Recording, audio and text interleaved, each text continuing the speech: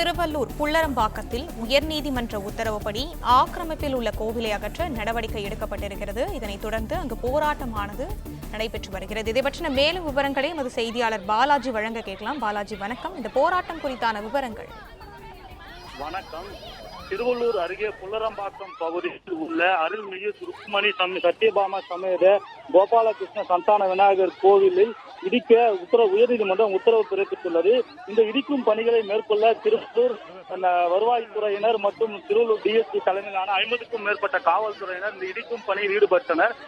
இதற்கு இக்கோவிலை இடிக்கக்கூடாது எனவும் தனிநபர் ஒருவர் தாக்கல் செய்துள்ள மனுவின் உத்தரவுப்படி இடிக்கக்கூடாது என எதிர்ப்பு தெரிவித்து அப்பகுதியைச் சேர்ந்த 100க்கும் மேற்பட்டோர் கோவிலுக்கு இது இடிக்கக்கூடாது எதிர்ப்பு தெரிவித்து போராட்டத்தில் ஈடுபட்டனர். இதன் காரணமாக காவல்துறையினருக்கும் பொதுமக்களுக்கும் தள்ளுமுள்ளு ஏற்பட்டது.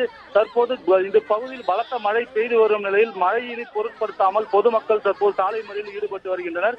இதன் காரணமாக திருவள்ளூரிலிருந்து ஊத்துக்கோட்டை செல்லும் சாலையில் போக்குவரத்து பாதிக்கப்பட்டுள்ளது. மேலும் தற்போது சுமார் அரை மணி நேரத்திற்கும் மேலாக பொதுமக்கள் கோவிலை இடிக்கக்கூடாது எதிர்ப்பு தெரிவித்து சாலை மறியலில் ஈடுபட்டு வருகின்றனர்.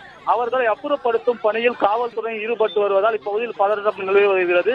மேலும் ஏற்கனவே 50க்கும் மேற்பட்ட காவல்துறையினர் பாதுகாப்பு பணியில் ஈடுபட்டுள்ள நிலையில் அவர்கள் பொதுமக்களை கட்டுப்படுத்த முடியாமல் திணறி வருகின்றனர். இருப்பினும் காவல்துறையினருக்கும் பொதுமக்களுக்கும் இப்பகுதியில் தள்ளுமுள்ளு ஏற்பட்டு வருகிறது. பொதுமக்களை சாலை மறியலில் ஈடுபட்டு வரும் பொதுமக்களை குண்டுக்கட்டாக தூக்கிச் சென்று வாகனங்களில் ஏற்றி வருகின்றனர். இந்த காட்சிகளை தற்போது நாம் பார்த்து வருகின்றோம்.